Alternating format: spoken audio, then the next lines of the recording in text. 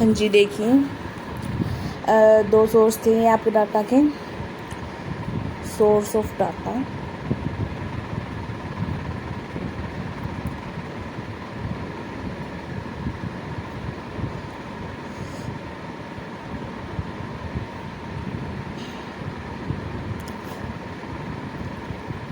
Number 1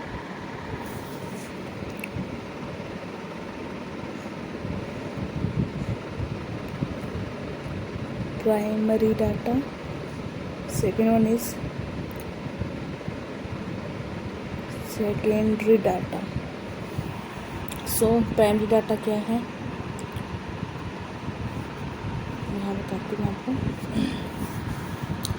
primary data वो है जो कलेक्टेड बाय हिमसेल्फ या हरसेल्फ,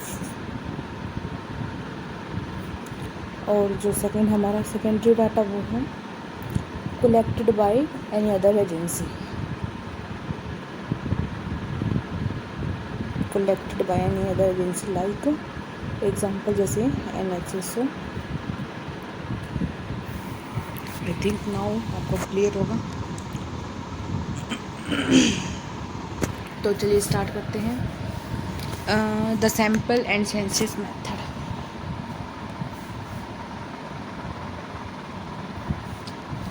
देखिए भाई, अनुसंधान विधि समग्र व सैंपल पर आधारित हो सकती है, अर्थात जब हम समग्र की संपूर्ण इकाइयाँ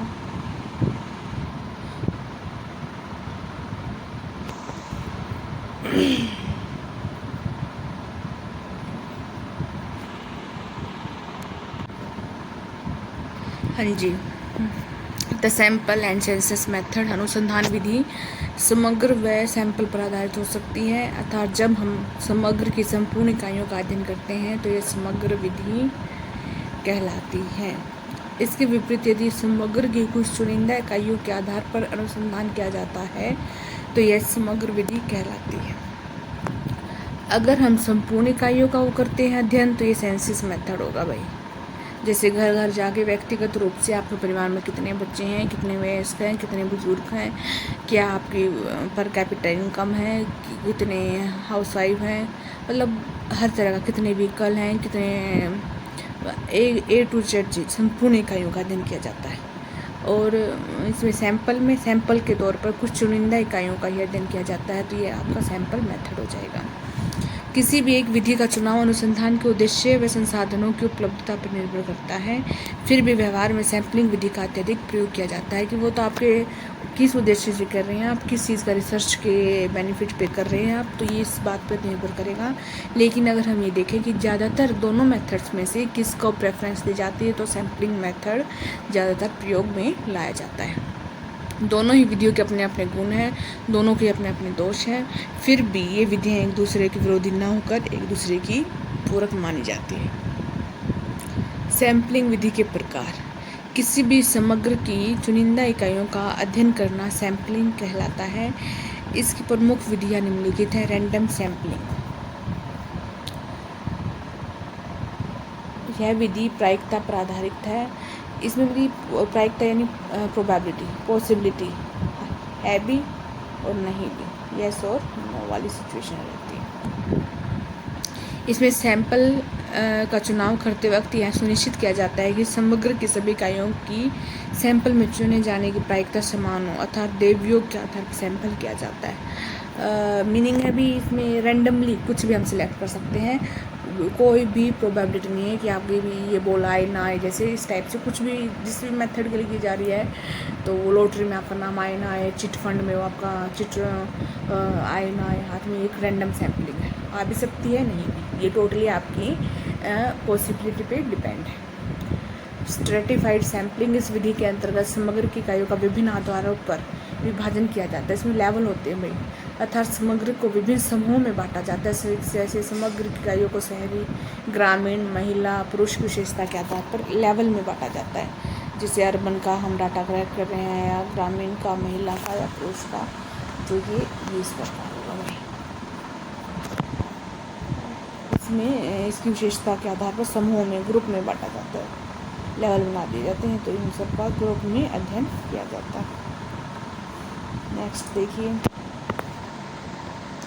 फिर सैम्पलिंग का नेक्स्ट आपका प्रकार है उद्देश्यपूर्ण सैम्पलिंग। इस विधि के अंतर्गत उद्देश्य के आधार पर समग्र में से सैंपल का चुनाव किया जाता है। इस विधि में रैंडम विधि की तरह किसी वैज्ञानिक तरीके का प्रयोग नहीं किया जाता है, बल्कि सैंपल का चुनाव अनुसंधानकर्ता के विवेक पर निर्भर करता है कि आपको किस चीज़ के रिसर्च के लिए आप ये कर रहे हैं, किस उद्देश्य को ध्यान में रखते हुए कर रहे हैं। तो ये आपका उद्देश्यपूर्ण सैम्पलिंग होगा। फोर्थ है आपका मल्टी स्टेज सैम्पलिंग। इसमें सैंपल का चुनाव करते वक्त समग्र को विभिन्न स्तरों में विभाजित किया जाता है। मल्टी स्टेज नाम से आपको है भी स्टेज वाइज आपको ये कर दिया गया है, सैंपल बना दिए, स्टेज वाइज चुनाव किया गया है। इसमें सैंपल का चुनाव करते वक्त समग्र को विभिन्न स्तरों में विभाजित किया जाता है तथा प्रत्येक स्तर पर रैंडम तथा गैर रैंडम विधि से इकाइयों का चुनाव किया जाता है।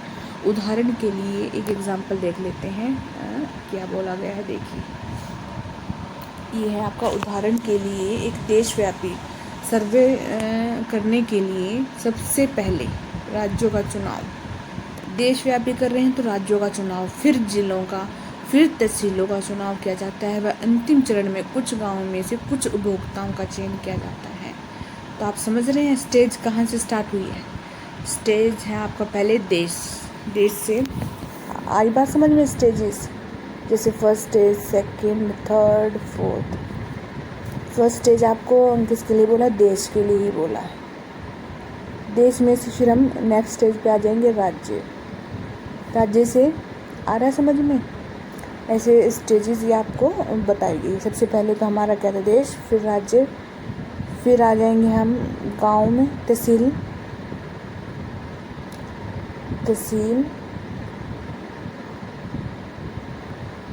में आ जाएंगे। फिर उसके बाद है भाई आपका, फिर कुछ गांव आ जाएंगे। गांव में से फिर आपको कुछ कंज्यूमर हो जाएंगे, कुछ उपभोक्ता ले लेंगे सिलेक्टेड। सबके अपनी अपनी राय है, क्या है, आप क्या कहना चाहते हैं इस बारे में। इस टाइप से इसमें ये सब आपका स्टेज को डिनोट करेगा। इसमें है जैसे कि पहले देश आएगा, फिर जैसे राज्य आ गया, राज्य के बाद आपके ज़िले। ज़िले को हम कैसे मिस कर सकते हैं, ज़िले से ही तहसील पे आएंगे। ज़िले आ जाएंगे आपके 22 हैं, हाल फिलहाल बनते रहते हैं, बाकी देखते हैं। अभी रिसेंटली आपका चरखी दादरे बना था, भिवानी से अलग होकर। चलिए, छोटा व बड़ा sample size, small and large sample. हमारा सैंपल यदि छोटा है तो वह उचित रूप से समग्र का प्रतिनिधित्व नहीं कर पाएगा। ठीक है, जैसे हम व्यक्तिगत रूप से सर्वे करते हैं तो आपके घर में कितने हैं व्यक्ति हैं, 5 हैं, बस इतना ही है ना, छोटा है ना लेवल। तो हम कितने हैं, कितने आयु से इतने बड़े हैं, कितने बुजुर्ग हैं, कितने बच्चे हैं, कितने स्कूल गोइंग हैं, कितने आपके अभी हाउस वाइफ हैं, कितने क्या मतलब जॉइंट फैमिली है तो, और कितने आपके जॉब करते हैं। सब ये चीज़ें अगर छोटी है तो छोटी बात पे वो रहेगा, प्रतिनिधित्व नहीं कर पाएगा। सैंपल छोटा है तो सीधी सी बात है, सूचना भी छोटी होगी। इसके विपरीत बड़े साइज के सैंपल सही निष्कर्ष निकालने के लिए उपयुक्त माने जाते हैं। सामान्यतः के अकेले सैंपल साइज के आधार पर सैंपल का छोटा या बड़ा कहना उचित नहीं होता। यदि समग्र का आकार छोटा है तो सभी इकाइयों समरूप है और कम साइज वाला सैंपल भी पर्याप्त रहेगा, परंतु फिर भी व्यवहार में यदि सैंपल साइज 30 से कम है तो इसे छोटा माना जाता है। देखिए भाई, सामान्यतः अकेले सैंपल साइज का आधार सैंपल को छोटा या बड़ा कहना उचित नहीं है। यदि समग्र का ही आकार छोटा है तो समग्र की सभी इकाइयाँ समरूप है। कम साइज वाला सैंपल होगा वो पर्याप्त रहेगा। फिर भी व्यवहार में अगर हम नॉर्मली देखें कि क्या कंडीशन है, 30 से कम है साइज है उस सैंपल का, 30 से कम है तो आप उसे छोटा ही मानेंगे। ठीक है भाई, इसमें है कि आपका ये है कुछ क्वेश्चंस हैं, ये आपका ये टॉपिक क्लियर करने के लिए दिए गए हैं। प्रतिचयन प्रक्रिया की व्याख्या करें। समग्र विधि में कौन सी 2 इकाइयाँ सम्मिलित की जाती हैं। सभी इकाइयाँ की जाएंगी इसमें, तो समग्र की सभी इकाइयाँ शामिल होंगी। सांख्यिकीय अन्वेषण की 2 विधियाँ कौन कौन सी हैं, कोई भी ले सकते हैं, जैसे रैंडम नॉन रैंडम यादृच्छिक प्रतिचयन को परिभाषित करें। क्या होता है ये यादृच्छिक प्रतिचयन, क्या होता है ये पूछा गया है, तो इसका क्या होगा? यादृ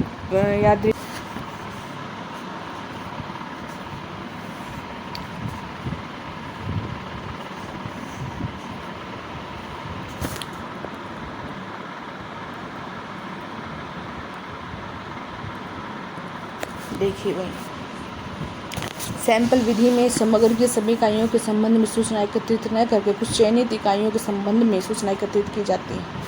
सैंपल के तौर पर सिर्फ कुछ चयनित इकाइयों का अध्ययन किया जाता है।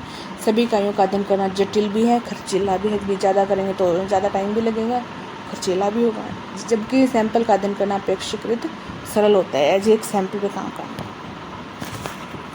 एस्टिमेटर आकलन से विपरीत सांख्यिकी विधि से है जो हमें समग्र के पैरामीटर का अनुमान प्रदान करती है, आकलन करती है उस चीज़ का। समग्र के पैरामीटर जैसे माध्य अज्ञात होते हैं, उन्हें केवल सैंपल द्वारा दी गई सूचना के आधार पर अनुमानित किया जा सकता है। जैसे किसी कक्षा के 100 विद्यार्थी प्राप्त अंकों का माध्य इतना है, एक समग्र माध्य है। अब यदि हम केवल 10 विद्यार्थियों का सैंपल लेते हैं तो हमारा समग्र सैंपल माध्य एक आकलन होगा। सैम्पलिंग डिस्ट्रीब्यूशन ऑफ एस्टिमेटर, जब हम एक ही समग्र से बहुत से सैंपल लेते हैं, एक ही से हम बहुत से सैंपल लेते हैं तो निश्चित तौर पर हमें अलग अलग सैंपल माध्य प्रदान करते हैं।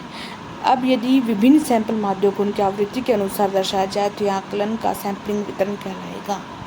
एक अच्छे आकलन की विशेषताएँ हैं। आकलन एक मात्र उद्देश्य होता है। अच्छा वही आकलन होगा जो एक उद्देश्य को लेकर चले। ठीक है, एक मात्र उद्देश्य हो, समग्र के पैरामीटर के बारे में सही अनुमान लगाना है, क्योंकि हमारा अंतिम उद्देश्य होता है कि समग्र के बारे में विश्वव्यापी भविष्यवाणी करना। अतः एक अच्छा आकलन का विश्वसनीयता होना जरूरी है। इसके लिए कुछ विशेषताएं निर्धारित की गई हैं। विशेषताएं हैं वो इस प्रकार है। पक्षपात रहित हो, फर्स्ट वन इज पक्षपात रहित हो। लीनियरिटी एक अच्छे आकलन के समग्र इकाइयों का सही संबंध होता है। तर्क संगतता हो, कुशलतम आकलन हो। ये एक आपको प्रैक्टिस के लिए क्वेश्चन दिया गया है, ये आप खुद से प्रैक्टिस करेंगे इसका। Okay, thank you.